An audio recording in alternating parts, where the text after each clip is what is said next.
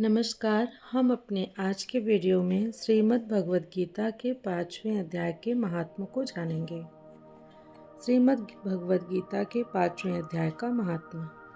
श्री भगवान जी बोले, हे लक्ष्मी, 5वें अध्याय का महात्मा सुनो। एक पिंगल नाम का ब्राह्मण अपने धर्म से भ्रष्ट हुआ। वह कुसंग में बैठकर मछली मांस खाता, मंदिरा पान करता, जुआ खेलता। इसलिए उस ब्राह्मण को ब्राह्मणों ने जाति से अपने बाहर कर दिया। तब वह किसी और नगर में चला गया। दैव योग से वह पिंगल एक राजा के यहाँ नौकर हो गया। वह राजा से अन्य लोगों की चुगलियाँ किया करता था। जब बहुत दिन बीते तब वह धनवान हो गया और उसने अपना विवाह कर लिया। परंतु स्त्री व्यभिचारिणी आई। एक दिन उस स्त्री को बड़ी मार पड़ी। उस स्त्री ने दुखी होकर अपने पति को विष दे दिया। वह ब्राह्मण मर गया। उस ब्राह्मण ने गीत का जन्म पाया। कुछ समय बाद स्त्री भी मर गई। उसने तोते का जन्म पाया।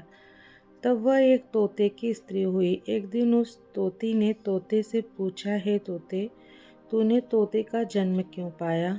तब उस तोते ने कहा, हे तोती, मैं अपने पिछले जन्म की बातें सुनाता हूँ। मैं पिछले जन्म में ब्राह्मण था, अपने गुरु की आज्ञा नहीं मानता था। मेरा गुरु बड़ा विद्वान था, उसके पास और विद्यार्थी रहते थे। सो गुरुजी किसी और विद्यार्थी को पढ़ावे, मैं उनकी बात में बोल पड़ता। कई बार डांटा, मैं नहीं माना। मुझको श्राप देते हुए गुरुजी ने कहा, जा तू तोते का जन्म पाएगा। इस कारण से मैंने तोते का जन्म पाया। अब तू कह, किस कारण से तोती हुई? उसने कहा, मैं पिछले जन्म में ब्रह्माणी थी। जब ब्याही गई तब भर्ता की आज्ञा नहीं मानती थी।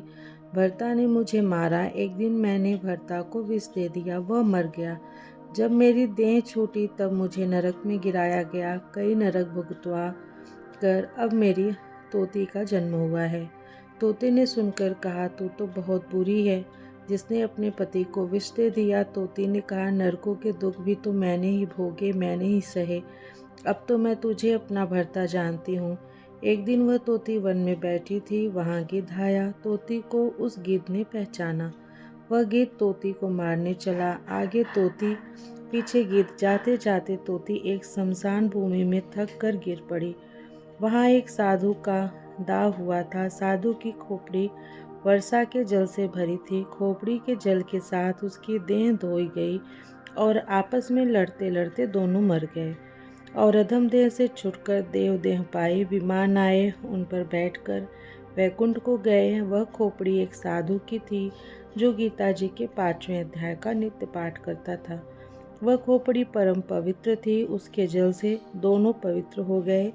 जो प्राणी श्री गंगा जी का स्नान करके श्री गीता जी का पाठ करते हैं वे वैकुंठ को जाते हैं।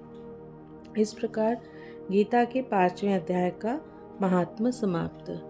कृष्णाय वासुदेवाय हरे परमात्मने प्रणत क्लेशनाशाय गोविंदाय नमो नमः। मिलती हूँ आप लोगों से नेक्स्ट वीडियो में गीता के 6ठे अध्याय को लेकर। तब तक के लिए हरे कृष्णा।